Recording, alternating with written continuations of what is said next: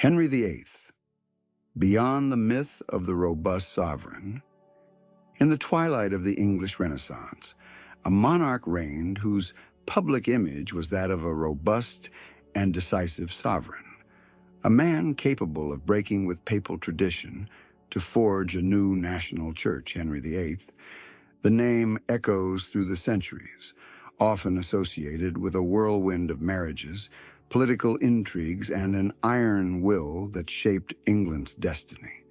However, the popular narrative, often simplified by idealized portraits and historical conventions, tends to soften the rougher edges of his existence.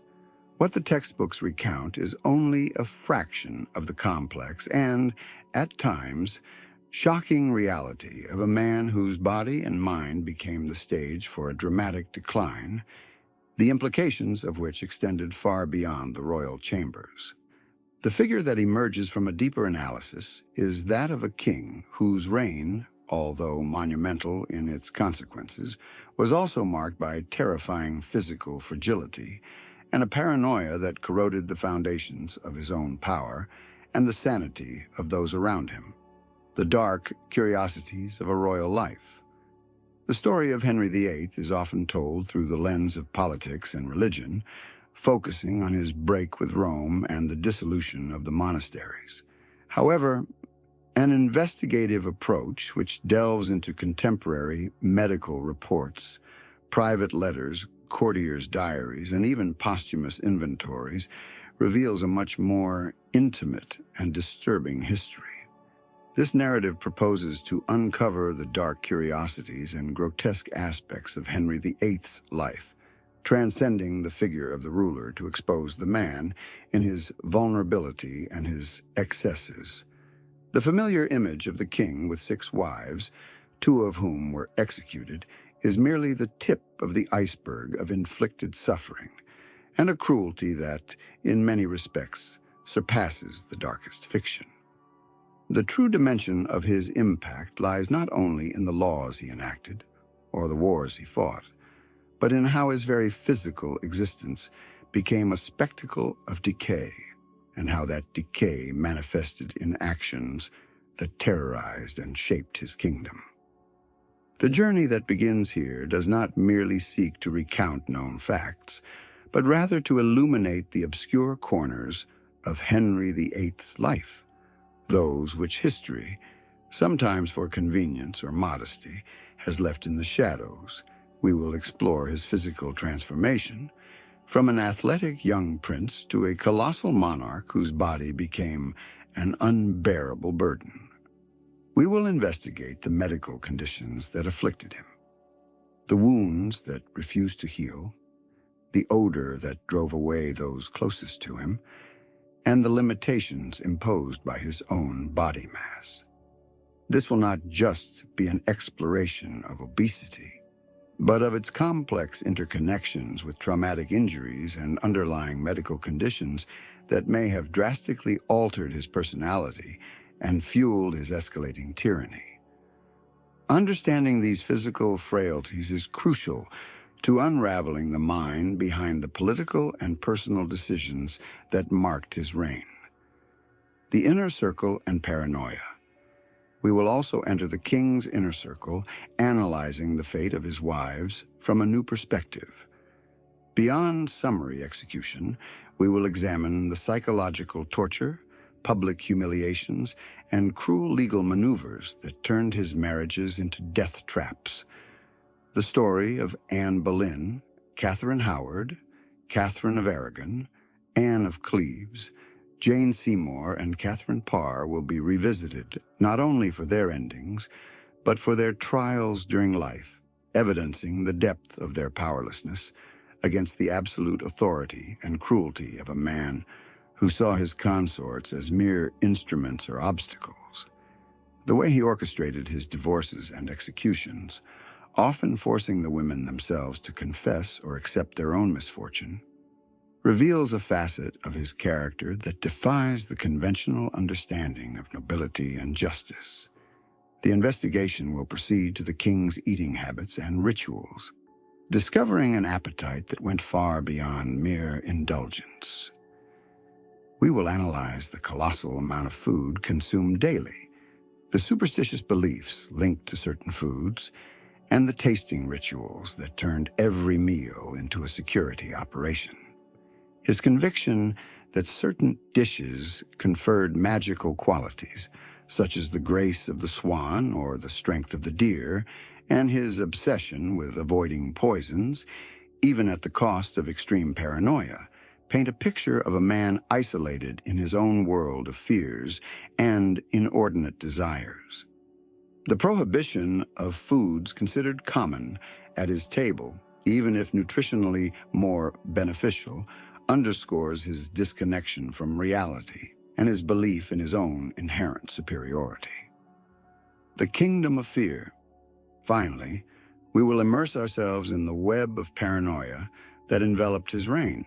The extreme security measures, the network of spies who watched other spies, the distrust that extended to his own children, and the execution of individuals for imaginary or future crimes, all demonstrate a government built on fear and suspicion.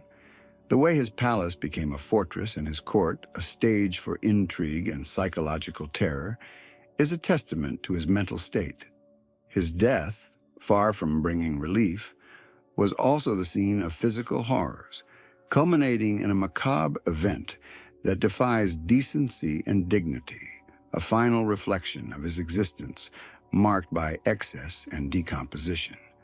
This exploration aims to offer a radically different perspective on Henry VIII, challenging preconceived notions and revealing a man whose human flaws, taken to the extreme by absolute power, made his reign a cautionary tale about the corrupting nature of authority and the fragility of human existence, physical decay and the tyrant's mind. The physical dimension of Henry VIII's existence, often overshadowed by his political prominence, reveals a terrifying facet of his decline. The morbid obesity that consumed him in his final years was not a mere aesthetic inconvenience, but a complex medical condition, likely exacerbated by a traumatic injury. The jousting accident in 1536, which left him unconscious for long periods, is seen by modern experts as a turning point. Far from being a simple bump, the impact of the lance and armor may have triggered a cascade of neurological and hormonal dysfunctions. The hypothesis of a severe traumatic brain injury gains traction when analyzing the personality changes that followed. The transition from a relatively balanced monarch to a volatile tyrant, prone to fits of rage and paralyzing distrust. This neurological alteration, combined with probable Cushing's syndrome, a condition that affects cortisol production and leads to weight gain, mood swings, and skin problems, paints a grim clinical picture. However, the severity of his physical condition manifested in even more shocking ways. The ulcers on his legs, described as open and festering wounds, were a constant source of pain and a focus of infection. Their extent and difficulty in healing suggest a severe compromise of blood circulation and the immune system, possibly aggravated by lack of mobility and the constant pressure of his own weight. The foul odor emanating from these wounds was so intense that courtiers, even those closest, needed perfumed handkerchiefs to tolerate his proximity. This physical reality severely limited his mobility, requiring the use of mechanical devices and eventually specially designed transport chairs. The humiliation for a king who saw himself as the pinnacle of virility and power, to depend on others for basic tasks, and to be a focus of olfactory repulsion, must have been immense, further fueling his frustration and cruelty, the fragility of power.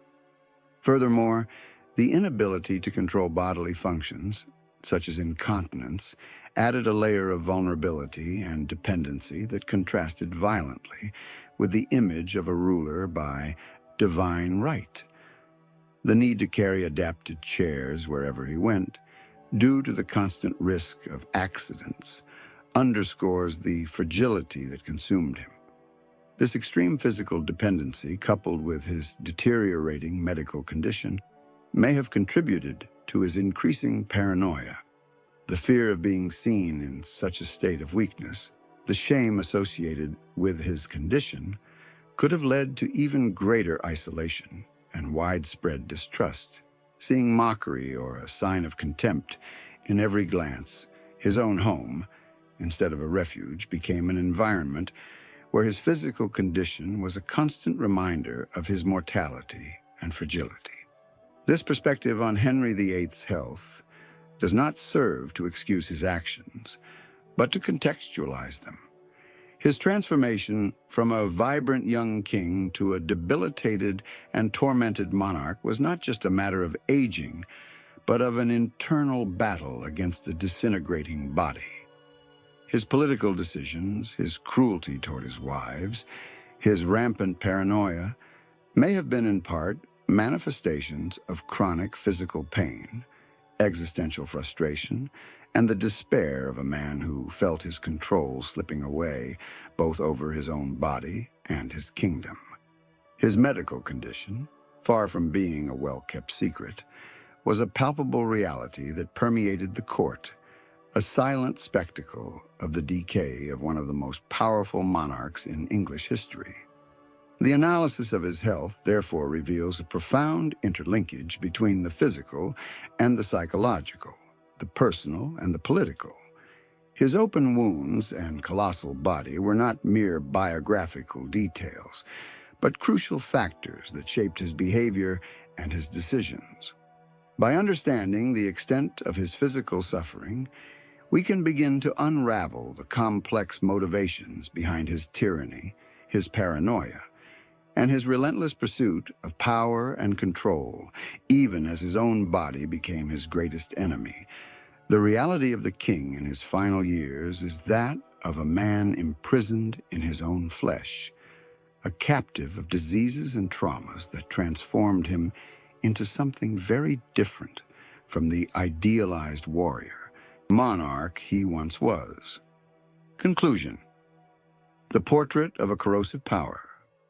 As we traverse the intricacies of Henry VIII's existence, it becomes evident that the threads of his story intertwine in unexpected ways, weaving a pattern of complexity that transcends mere chronology of events. Investigations into his health, the dynamics of power in his personal relationships, and the atmosphere of constant surveillance that permeated his court are not isolated elements, but facets of the same multifaceted reality. It is observed with increasing clarity how the monarch's physical fragility was intrinsically correlated with psychological instability, and how both together shaped the landscape of fear and uncertainty that defined his rule. The perception of an imminent threat, whether real or imagined, seemed to permeate every decision, every interaction, every corner of his vast domain. Reflecting on this journey so far, the image that emerges is that of a man whose own body became a battlefield, where the forces of disease and decay fought against the image of power and invincibility. He strove to project this internal struggle, visible in his physical limitations and constant deterioration, seems to have cast a shadow over all his actions, especially in how he treated those closest to him, transforming bonds of affection into instruments of control and suspicion. The relentless pursuit of security, the need to anticipate and neutralize any potential threat, transformed the palace environment into a labyrinth of distrust, where loyalty was constantly tested and betrayal a permanent shadow.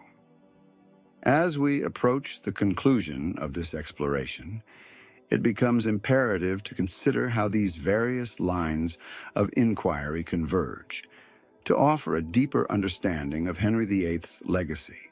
His actions, once viewed as the deeds of a resolute sovereign, acquire new layers of meaning when seen through the prism of his vulnerabilities and fears. The way his authority, seemingly incontestable, was in fact anchored in a foundation of personal fragility and paranoia suggests a more delicate and dangerous power dynamic than traditional heroic narratives allow us to glimpse. The complexity of his figure, marked by contradictions and excesses, invites a more nuanced reflection on the nature of power and its transformative, sometimes destructive, influence on the individual. What is revealed is a portrait of a reign that, although it redefined the course of English history, was also profoundly marked by the internal struggles and eccentricities of a man confronted with his own limits, the final lesson. The figure of Henry VIII, stripped of the layers of myth and idealization, emerges not as the archetype of the strong and visionary monarch, but as a disturbing case study on the corrosive nature of absolute power when devoid of self-awareness and self-control. His journey, which began with the promise of a glorious reign, unfolded into a saga of physical and moral decay, where the king's body became a mirror of his tormented psyche. The festering wounds, the colossal weight that immobilized him, and the paranoia that isolated him were not mere biographical accidents, but symptoms of a deep disintegration, a dark harbinger of the impact his actions would have not only on his own destiny, but on that of an entire nation. His story, far from being just a chapter in English history, serves as a perennial reminder that power, unaccompanied by humility and a profound sense of responsibility, can metamorphose an individual into something truly monstrous, a spectacle of misrule and inhumanity. The meticulous analysis of his life reveals that his quest for control, manifested in cruelty towards his wives, relentless surveillance of his subjects, and the radical redefinition of England's religious structure, was, in large part, a desperate attempt to mask his own internal disintegration. The very forces that consumed him physically, disease, pain, loss of mobility, seemed to fuel his distrust and his need for domination. His body, once a symbol of vigor and virility, became a burden, a source of shame, and a constant reminder of his own mortality, propelling him to increasingly extreme acts of tyranny in the vain hope of reaffirming his supremacy.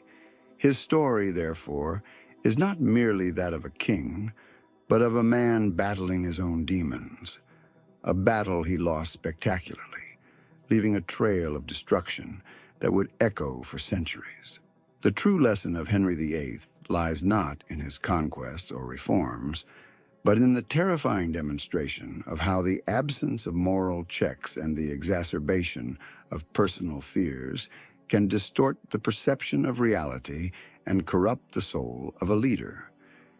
His legacy, therefore, is not limited to the founding of the Anglican Church or the 6 wives who marked his reign, but rather to a case study on the dangers of absolute power and the inherent fragility of the human condition, even in the highest echelons of society. His existence, marked by grotesque excesses and a paranoia that consumed him, serves as a silent call for reflection on the importance of self-awareness, empathy, and constant vigilance against one's own destructive tendencies. The practice of truly understanding the past, unraveling its complexities and its shadows, begins now, urging us to look beyond simplified narratives and to confront the most disconcerting truths that shaped our world.